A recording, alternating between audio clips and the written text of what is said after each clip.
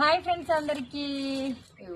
టమాటా ఎంత మంచిగా ఉందో కదా, ఎర్రగా మంచిగా వండిపోయింది. కానీ చూడండి లోపలైతే పురుగులు పడ్డాయి. ఇటు చూసినాక టమాటా పచ్చడి చేసుకున్నాక తిననా అని భయం అవుతుంది నాకు.